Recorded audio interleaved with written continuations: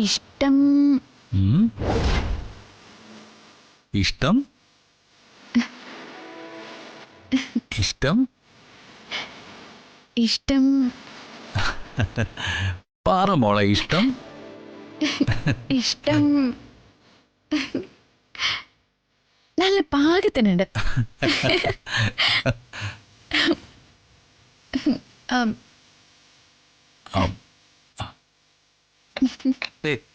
ഞാനൊരു കാര്യം പറയട്ടെ. എന്നെ തൊട്ടാലുണ്ടല്ലോ കൈ വിട്ടിപ്പിക്കണ്ടേ. എന്റെ മടിയിലേക്ക് ഇരിക്കും. വാ ഇരിക്കേ.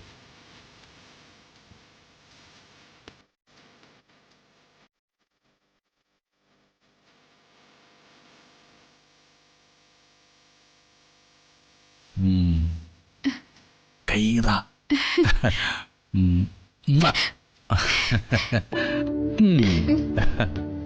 ഞാൻ വന്നെനിക്കൊരു ഉമ്മ തരട്ടെ.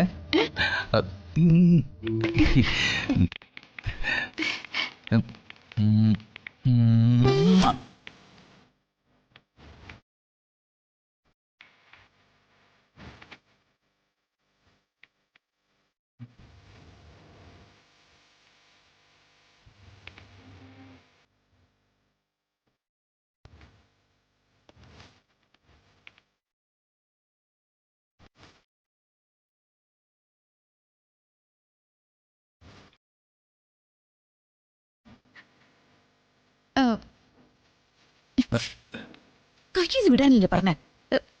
പോ അങ്ങോട്ട്.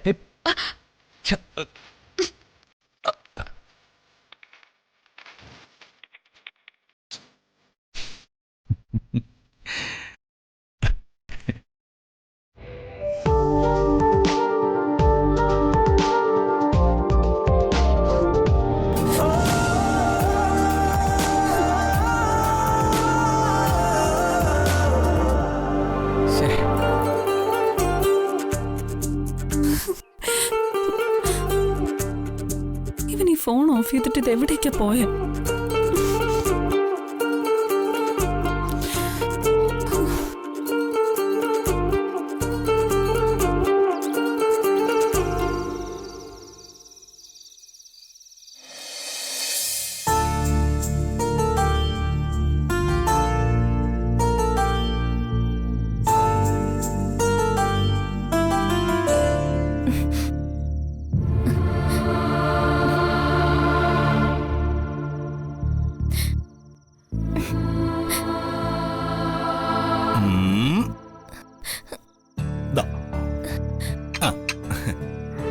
ഇത് ഞാൻ വർഷയ്ക്ക് വേണ്ടി 50 കിലോമീറ്ററോളം വണ്ടി ഓടിച്ചു പോയി ഷെഫ് ചെറിയാനെ കൊണ്ട് പ്രിപ്പയർ ചെയ്ത് ഉണ്ടാക്കിക്കൊണ്ടുവന്നതാ. അസാധ്യ കോമ്പിനേഷനാ, ഷവായ് ചിക്കനും പൊറോട്ടയും.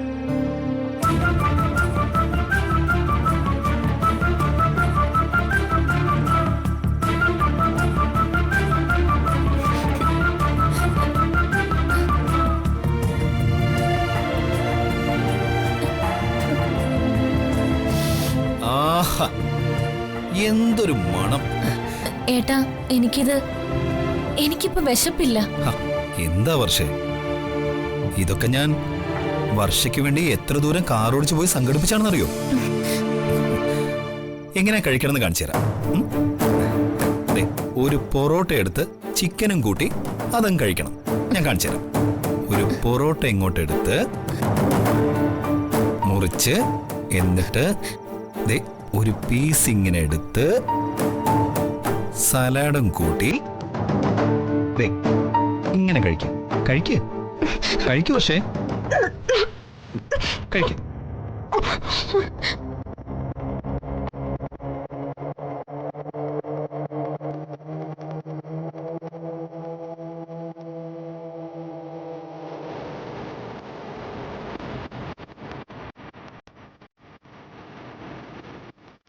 നിനക്കെന്താ, ഞാൻ വാങ്ങിക്കൊണ്ടുവന്ന ആഹാരം പിടിച്ചില്ലേ?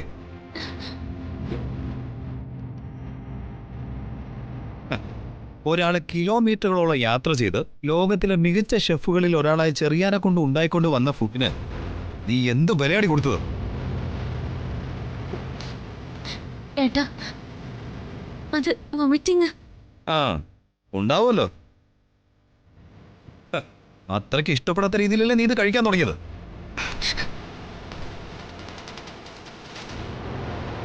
എന്തു പറ്റി മോളെ? എന്ത് പറ്റാനാ? ഞാൻ അവൾക്ക് ഇഷ്ടത്തോടെ പൊറോട്ട ചിക്കനും വാങ്ങിക്കൊടുത്തപ്പോ അവൾക്ക് ഓക്കാനം.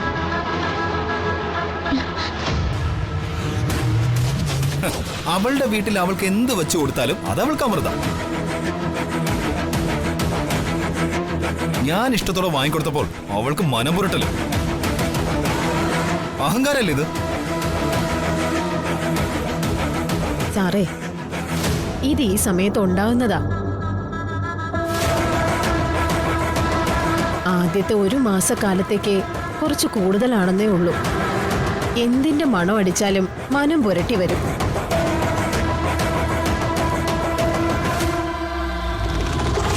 ചില വയറ്റുകണ്ണി പെണ്ണുങ്ങൾക്കേ ഈ ഓർക്കാനും ഛർദിലും ഒക്കെ 4-5 മാസം നീണ്ടു നിൽക്കും.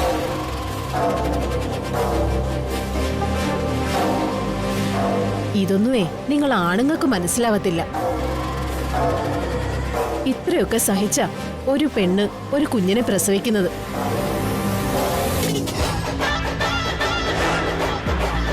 സാറ് ഭാര്യയ്ക്ക് എന്ത് വേണമെങ്കിലും വാങ്ങിച്ചു കൊടുത്തോ, പക്ഷെ കുറച്ചുനാൾ കഴിഞ്ഞോട്ടെ.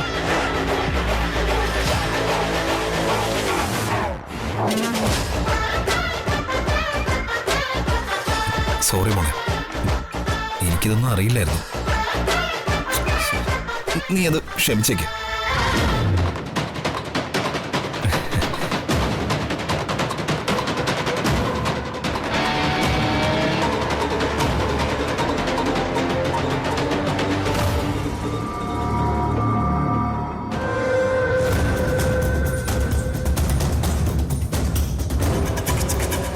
എനിക്കറിയാലോ സമരം എങ്ങനെ തീർക്കണമെന്ന്. ഒരൊറ്റ ആനുകൂല്യം കൂട്ടില്ല ഞാൻ. സമരത്തിൽ പങ്കെടുത്തവർക്ക് അടുത്ത വർഷം ശമ്പള വർധനവും ഇല്ല.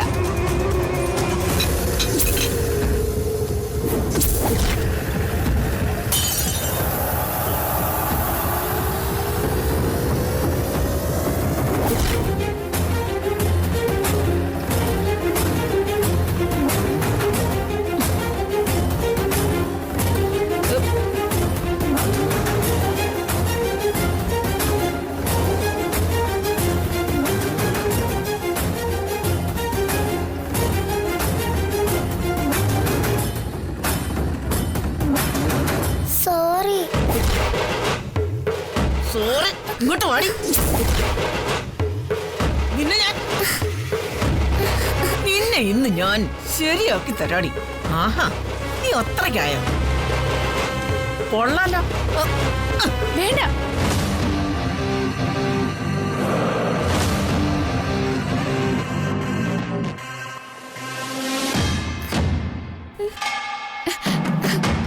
നാശം പിടിച്ച ജന്മത്തെയൊക്കെ ചവിട്ടി കൊല്ലണം. കണ്ടില്ലേ ഞാൻ കുടിക്കാൻ വെച്ചിരുന്ന ജ്യൂസ് തട്ടി എറിഞ്ഞത്?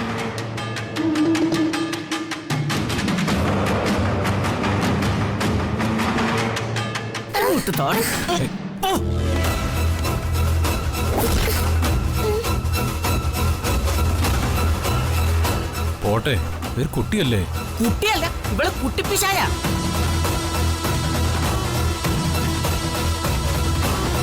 മോലന്റെ സന്തതി. ഇവള് തലയെടുത്തത് മരണവുമായിട്ടാ.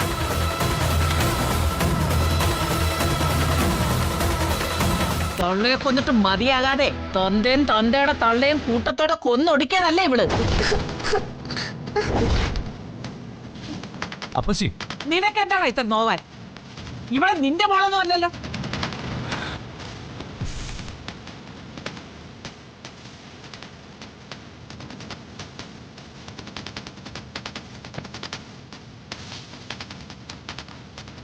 ഇവരോട് സംസാരിച്ചിട്ട് കാര്യമില്ല. വാ.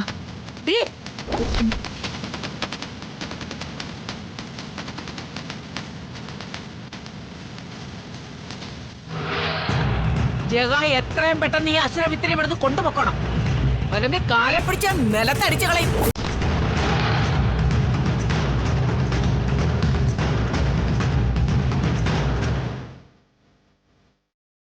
മോള് വാ.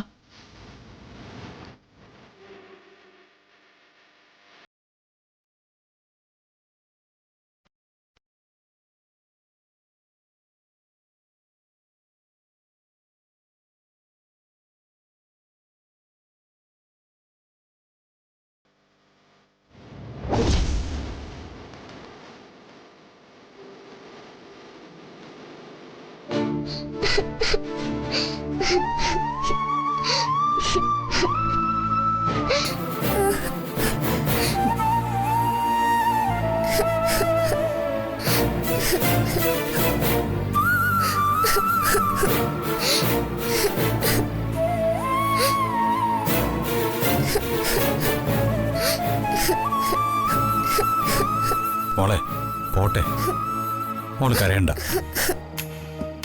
മോളെന്തിനാ അവിടെ പോയി നിന്ന് പന്ത് കളിച്ചത്? അതുകൊണ്ടല്ലേ പന്ത് തെറിച്ചു പോയി ഇത്രയും പ്രശ്നങ്ങളൊക്കെ ഉണ്ടായത്. ജഗനങ്ങളെ ദിയമോള് പോവാ. ആ. ദിയമോളെ എല്ലാരും വരക്ക് പറയുന്നു.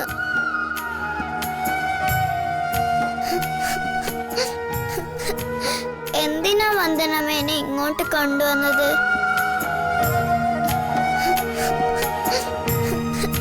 ഞാനാ മുത്തശ്ശിയെ പന്തെടുത്ത് എറിഞ്ഞതല്ലല്ലോ. വന്ദനമ്മ വന്നില്ലായിരുന്നെങ്കിൽ അവരെന്നെ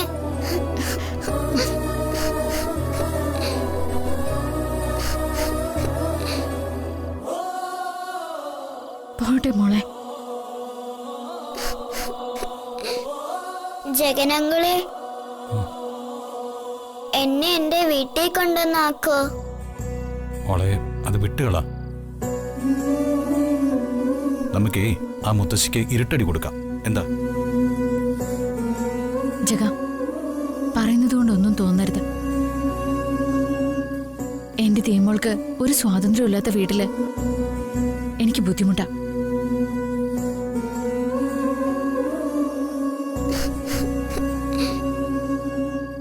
വന്ദനെ, നീ എന്താ ഒന്നും അറിയാത്ത പോലെ? ദേവമോട് പറയുന്നത് ശരി, അവള് കുട്ടിയല്ലേ. അവൾക്ക് അത്രയും കാര്യഗൗരവേ കാണൂ. എനിക്കെന്റെ മോളുടെ കാര്യം വലുത്. ആയിക്കോട്ടെ, പക്ഷേ സാഹചര്യം കൂടി ഓർക്കണം. എല്ലാവരും പെട്ടെന്നങ്ങ് അംഗീകരിക്കാത്ത രീതിയിലുള്ള കല്യാണമായിരുന്നല്ലോ നമ്മുടേത്. അപ്പോൾ എല്ലാം ഒന്ന് സാധാരണ നിലയിലാവാൻ കുറച്ച് സമയമെടുക്കും. അതുവരെ നമ്മൾ കുറച്ച് അഡ്ജസ്റ്റ് ചെയ്യേണ്ടി വരും. ജഗം പറയുന്നത് മനസ്സിലാവാഞ്ഞിട്ടല്ല, എന്താണെന്നറിയില്ല. എന്റെ മോളുടെ മനസ്സ് വേദനിച്ച എനിക്കത് സഹിക്കാൻ പറ്റില്ല. വന്ദനെ, ദേമോള് നിന്റെ മാത്രമല്ല, എന്റെയും കൂടി മോളാ.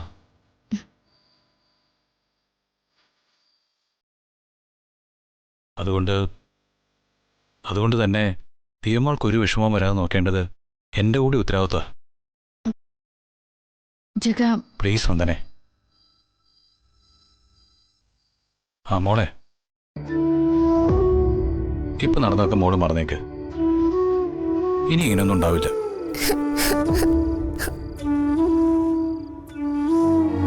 അങ്കിളേ, മോക്കൊരു കഥ പറഞ്ഞു തരട്ടെ?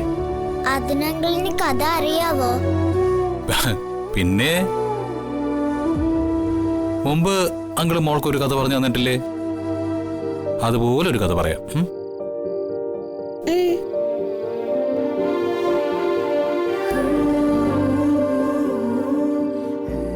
പണ്ടൊരിടത്തൊരിടത്ത് ഒരു വലിയ മാളികയുണ്ടായിരുന്നു.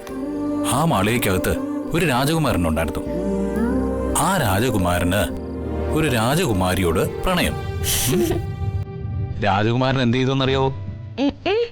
രാജകുമാരി പോലും അറിയാതെ ആ രാജകുമാരിയെ കട്ടുകൊണ്ടുപോയി.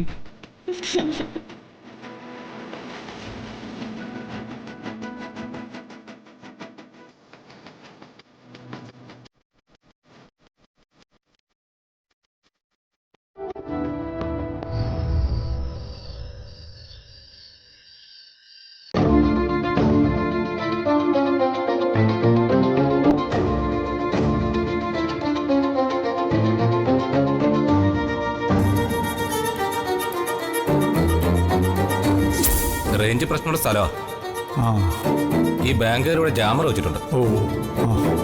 അതുകൊണ്ട് വിളിച്ചാൽ കിട്ടില്ല ഏട്ടാ.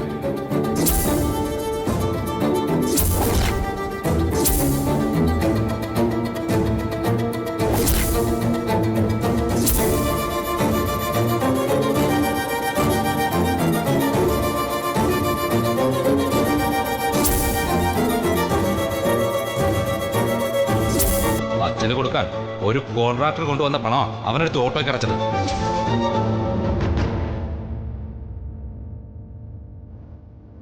പൈസ തീർച്ചയായിട്ടും തിരിച്ച് തന്നിരിക്കും കുറുപ്പ് സാറേ. ഇത് മാധവൻ നായരുടെ വാക്കാ.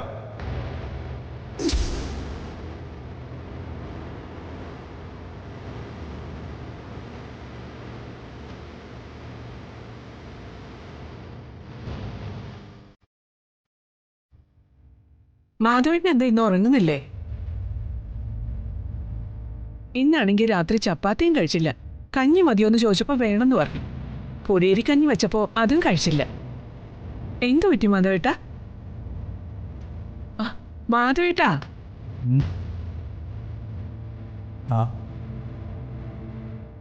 ഞാൻ വന്നതും പറഞ്ഞതും ഒന്നും മാധവേട്ടൻ കേട്ടില്ലേ? ഇത് ഏത് ലോകത്തായിരുന്നു മാധവേട്ടൻ? ഗുളികയും കഴിച്ചില്ല?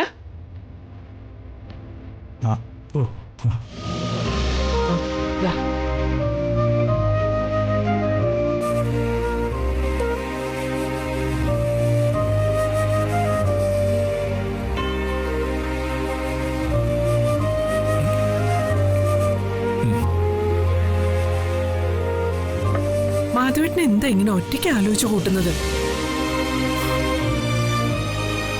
എല്ലാ ടെൻഷനും കൂടെ ആ തലയിൽ ഒറ്റയ്ക്ക് ചുമക്കണ്ട. ദേ, ഭാര്യയെ പാതിയായിട്ട് കാണണമെന്നാ പരമശിവൻ പറഞ്ഞിരിക്കുന്നത്. അത് വെച്ച് നോക്കുമ്പോ പകുതി ടെൻഷൻ ചുമക്കേണ്ടതേ ഞാനാ. അതുകൊണ്ട് മാധവേട്ടന് എന്ത് ടെൻഷനാണെങ്കിലും ഒന്ന് തുറന്നു പറയും. അത് വർഷയുടെ പ്രസവവും കാര്യങ്ങളൊക്കെ വരികയല്ലേ. അപ്പോൾ പണത്തിൻ്റെ ആവശ്യവും കൂടി വരും. ഓട്ടോയ്ക്കാണെങ്കിൽ ഇപ്പം പഴയതുപോലെ ഓട്ടോ ഒന്നുമില്ല.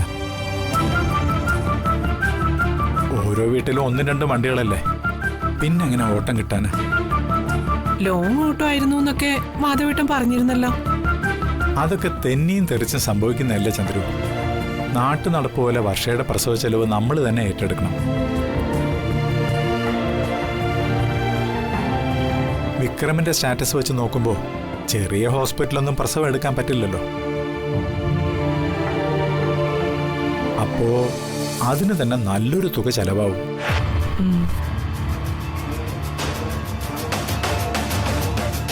പിന്നീട് അങ്ങോട്ട് നൂലുകെട്ടും ചോറൂണും ചടങ്ങുകൾ ഒരുപാടുണ്ട്. കൈയും കെട്ടി നിൽക്കാൻ പറ്റുമോ? എല്ലാം ശരിയാവും മാധവേട്ട. എല്ലാത്തിനും ദേവി തന്നെ ഒരു വഴി കാട്ടിത്തരും. ദേവി.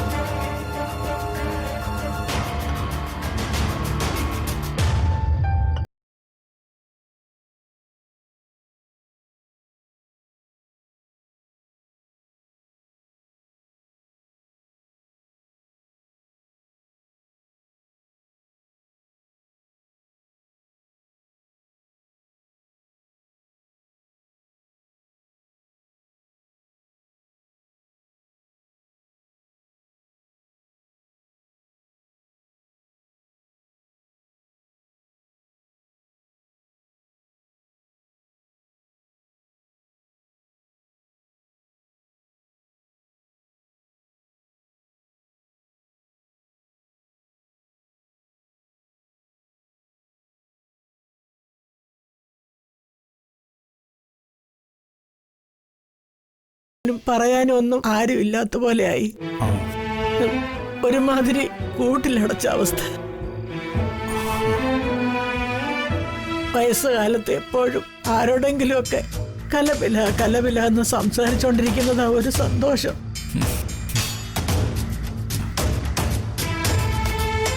കുറച്ച് നുണയും കൊതിയൊക്കെ പറഞ്ഞു കഴിയുമ്പോൾ സമയം അങ്ങ് പോകും. അമ്മ പറഞ്ഞു വരുന്നത്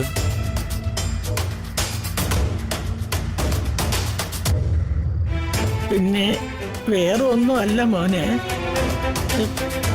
ഇത്തിരി സംസാരിച്ചും പറഞ്ഞുമൊക്കെ ഇരിക്കാൻ അമ്മ ഏതെങ്കിലും ഒരു വൃദ്ധസദനത്തിൽ കൊണ്ടാക്കാവോ?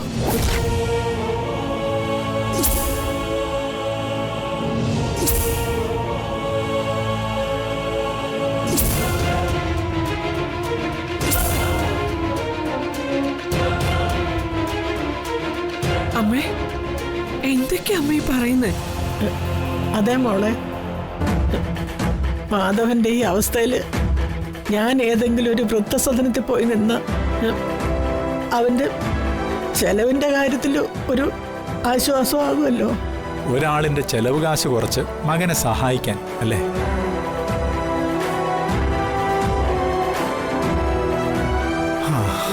അമ്മേ, ഏത് വൃദ്ധസദനത്തിലാണെന്ന് വെച്ചാ ചന്ദ്രിക കൊണ്ടാക്കും അമ്മേ. പക്ഷെ അതിനു മുമ്പ് എന്റെ ചിത കെട്ടടങ്ങിയിരിക്കും. അയ്യോ എന്റെ മക്കളെ. മാധവൻ അമ്മയും ഭാര്യയും കുട്ടികളും ഒക്കെ ചേർന്നതാ കുടുംബം. ഭാര്യയും മക്കളും മാത്രം ഉള്ളതല്ല. എന്റെ പൊന്നു മക്കളെ, നീ അനുഭവിക്കുന്ന പ്രയാസങ്ങൾ കണ്ട് ഞാനങ്ങ് പറഞ്ഞു പോയതാ. വേണ്ടമ്മേ, അമ്മ ഒരിക്കൽ പോലും അങ്ങനെ ചിന്തിക്കരുത്. അമ്മ എനിക്ക് സത്യം ചെയ്തു തരണം.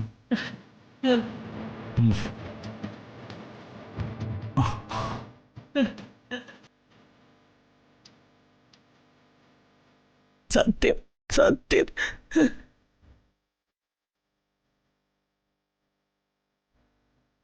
മോനെ, തൽക്കാലമേ വർഷയുടെ വീട്ടിൽ പോയി നിൽക്കട്ടെ.